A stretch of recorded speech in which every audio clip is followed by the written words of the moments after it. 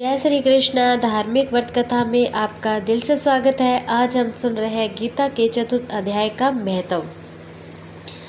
श्री भगवान कहते हैं, प्रिय, अब मैं तुम्हें चौथे अध्याय का महत्व सुनाता हूँ। सुनो।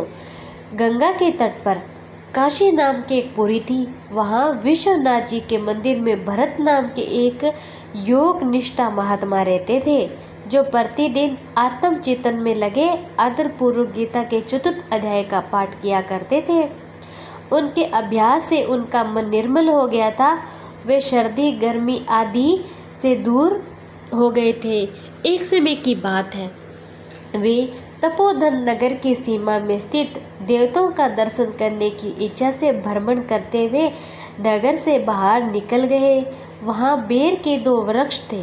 उन्हीं की जड़ में वे विश्राम करना लगे। एक वृक्ष के नीचे उन्होंने अपना मस्तक रखा और दूसरे वृक्ष के मूल में उनका पेट टिका था।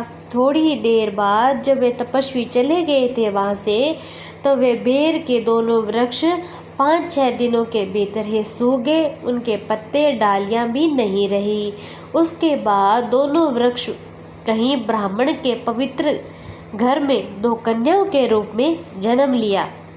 वे 2 कन्याएं जब बड़ी हुई 7 वर्ष की हो गई, तब एक दिन उन्होंने दूर देशों से घूम कर आते हुए भरत मुनि को देखा।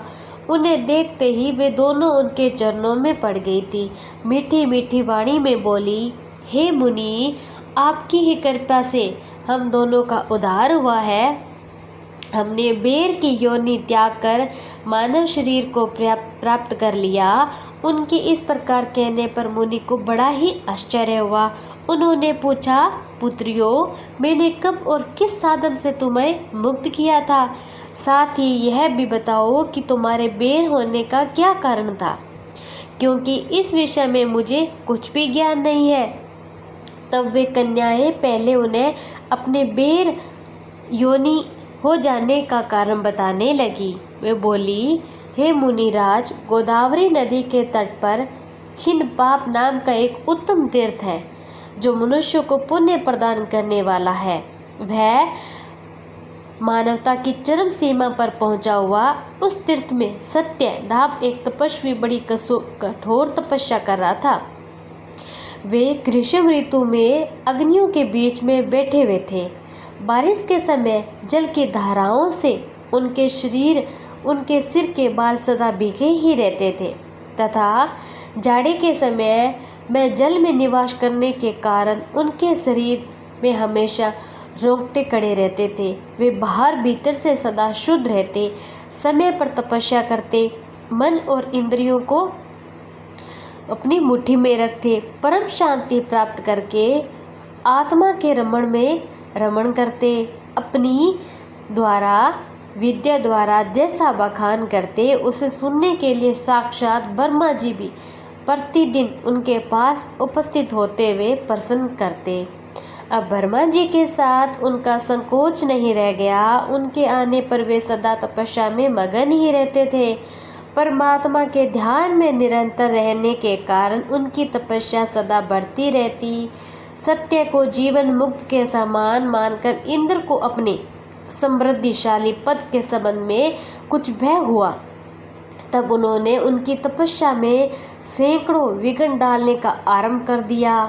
अप्सराओं के समुदाय से हम दोनों को बुलाकर इंद्र ने इस प्रकार आदेश दिया कि तुम दोनों उस तपस्वी की तपस्या में विघ्न डालो, जो मुझे इंद्र पद से हटाकर स्वयं स्वर्ग का राज्य भोगना चाहता है।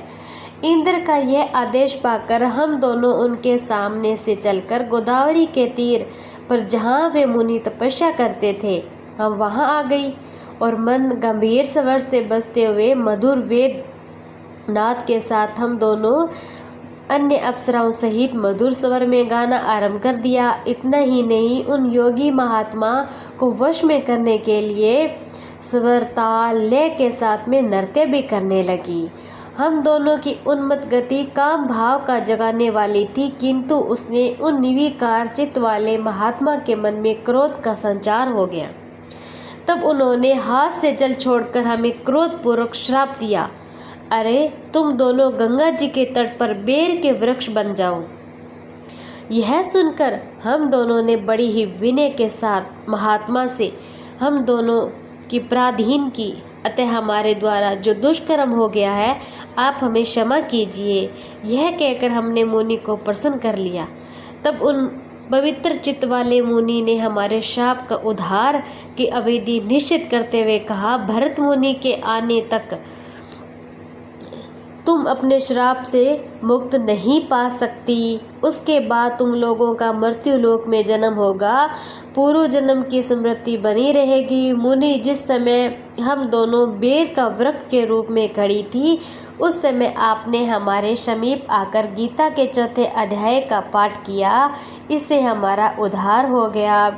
हम आपको प्रणाम करते हैं। आपने केवल श्राप ही से नहीं, इस भयानक संसार से भी गीता के चतुर्थ अध्याय से पाठ के द्वारा हमें मुक्त कर दिया। तो श्री भगवान कहते हैं, उन दोनों के इस प्रकार कहने पर मुनि बहुत ही प्रसन्न हुए। उनसे पूजित हो विदा कर जैसे आए थे वैसे ही चले गए। कन्या भी बड़े आधार के साथ प्रतिदिन गीता के चतुर्थ अध्याय का पाठ करने लगी, जिससे उनका उद्धार हो गया था।